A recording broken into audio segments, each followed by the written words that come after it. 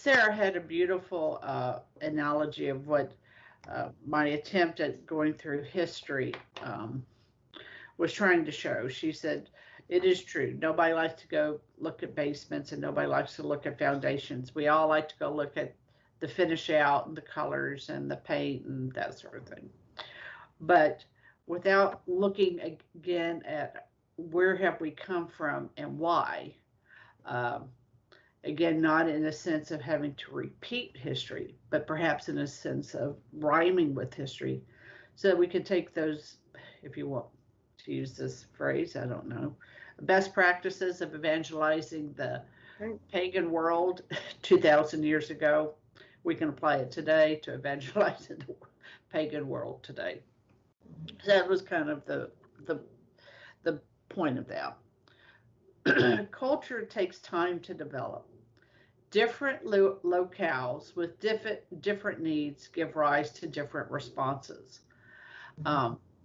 Good, so you had the culture of in Russia, and so now we're thinking of the Christian culture. So you had the culture there with the Russian people, or with the Germanic people, or the even the Korean people, or so those might be considered newer if we look at a 2,000-year span.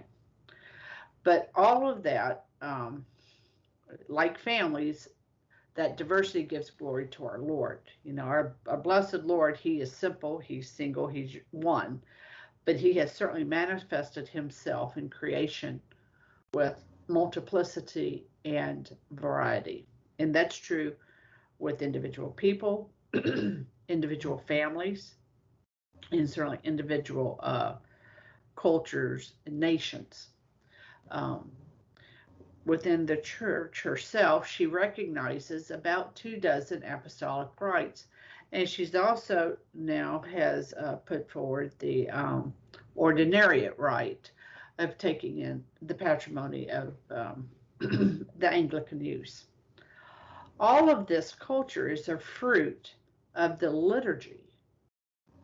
The liturgy, precedes it, and that culture that comes up from around us. So the feast days, or your fast days, or the dress, wearing a veil or not, or all of that sort of thing comes from the liturgy, comes from the worship, just as it did with the Jewish people in their walk with the Lord.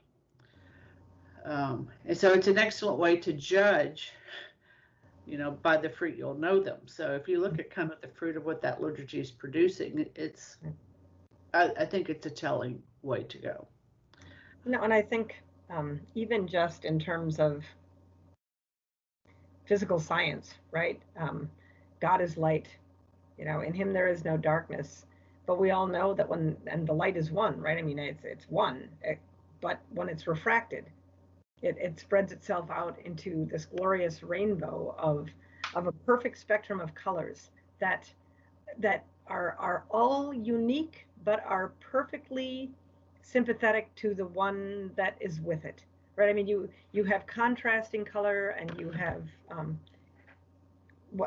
trying to think of like the color wheel, the colors that are next to each other are complementary and contrasting, but none does not go with one another. I mean, everything fits into that unique vision of God, who is, on the earth, refracted in his creation. And we should expect to see that, like that God in humanity is reflected glory, right? We are here so that God can see in us the reflection of himself, right? It's why he could love his son so dearly in his human nature, why he could love the Blessed Mother so perfectly, because they themselves, in Jesus and Mary, so perfectly reflected back that we actually call Mary, mirror of virtue, mirror of justice, mirror, like she is exactly, my soul magnifies the Lord. Not only is she a mirror, right? She makes him more visible.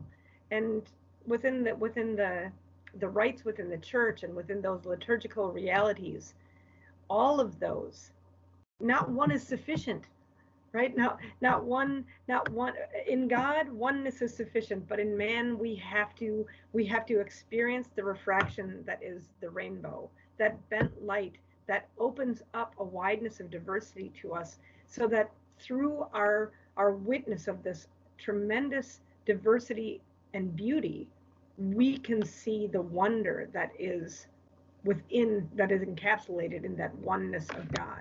And the more that we try and become uniform, because I won't use the term united, the more that we try to become uniform, the less that we are like Christ and the more that we are like Satan. Satan has no unity, but he demands uniformity. He sure does. He sure does.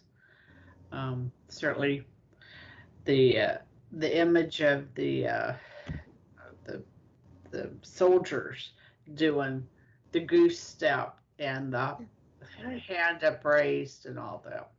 Right. Yes. All right. So so I think we can start to make a little bit of a run at this. And I found this just so interesting how this research went.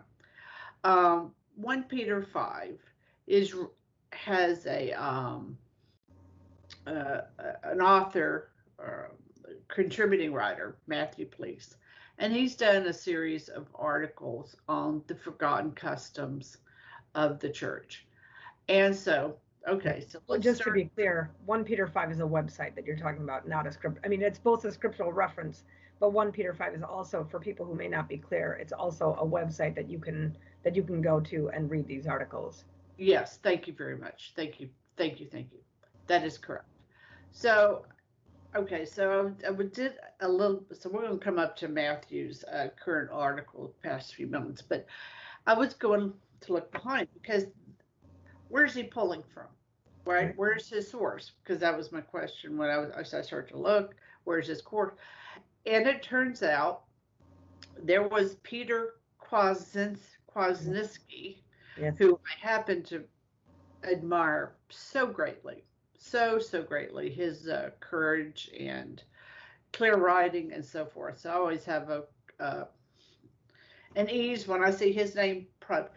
He reprinted a book, an Anglican children's book by Enid Chadwick. So Enid Chadwick, in Peter Kwasniewski's opinion, was the best format for seeing the feast of the church.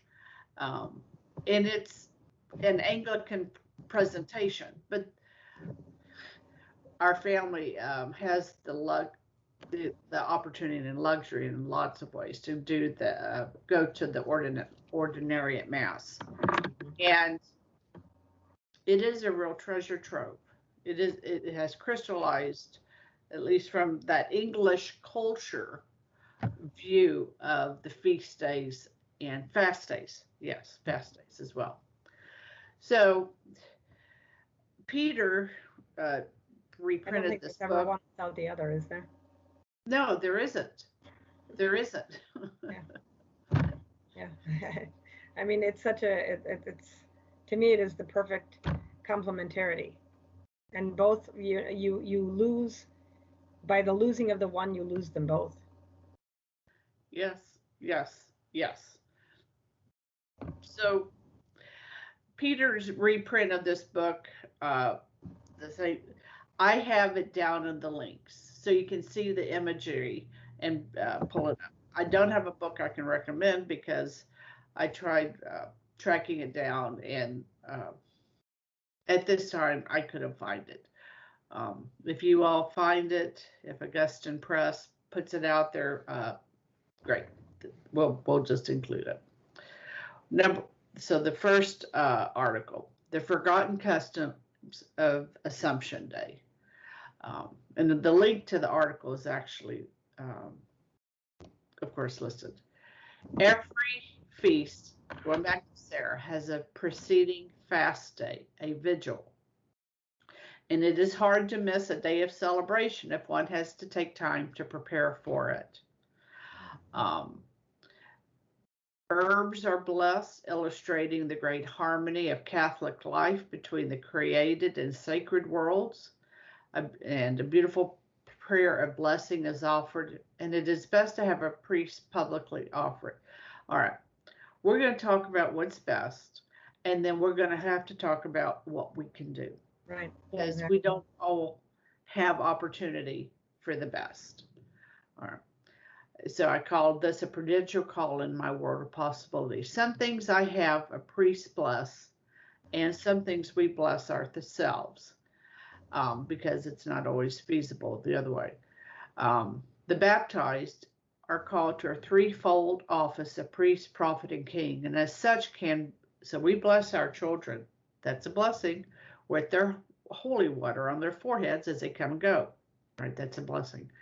Or we sometimes bless items. Certainly, when we go on to here, we like to bless with holy water. Mhm. To allay problems as best we can. Right. As best we can. As best we can. Right. We had a priest bless our home, but then Ted, certainly on Epiphany and other days, so of necessity, will bless it in his capacity as head of the house. So that's what I mean. Some things we do have access to a priest for, and some things we, as priest, prophet, and king, utilize ourselves. So blessing of herbs, that is great if if you were able to bring your herbs and the priest is able to bless it, and life is grand. But if that's not available to you, Right. then do it yourself. And Right. I mean, holy water by God's grace at this point in our life is always available to any Catholic.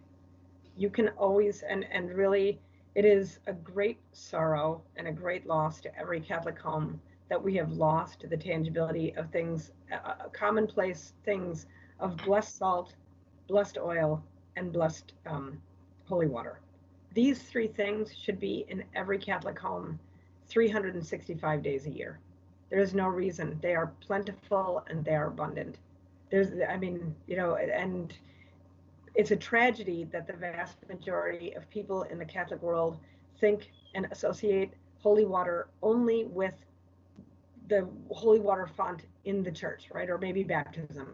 And that they only think of holy oil or blessed oil as being associated with baptism and with confirmation, or maybe even holy orders, maybe if they're really kind of like intellectual Catholics. Or thirdly, that who thinks of blessed salt? Like in the Roman Catholic tradition, it's almost unheard of. But in the Eastern Rite, these traditions are kept and guarded. And people, you can cook with holy water. You can drink holy water. Like that is not sacrilegious by any stretch of the imagination. You can cook with blessed oil. You can cook with blessed salt. It is not a sacrilege to use those things in our daily life. And so really, I urge every person here to bring, some oil and some salt and some water to their priest, a bottle of distilled water or whatever, and bring it to the priest and bless it. Because as Karen was saying, you are capable of being the agent of the imparting of the blessing that is withheld in those sacramentals. When you take the holy water does nothing in the font. It does nothing there. You must dip your finger into it and bless yourself, right? The holy salt does nothing in the pot. But once you consume it or sprinkle it around the ground where you live, you are now the agent of the imparting of that blessing. The blessing is spread. Otherwise, it's just going to remain there. Exactly right. Exactly right. All right, my friends, we've got to take up 40 hours within the feast day of the Assumption, but we're going to need to stop here for time constraints. But till the next time, Fides et Ratio.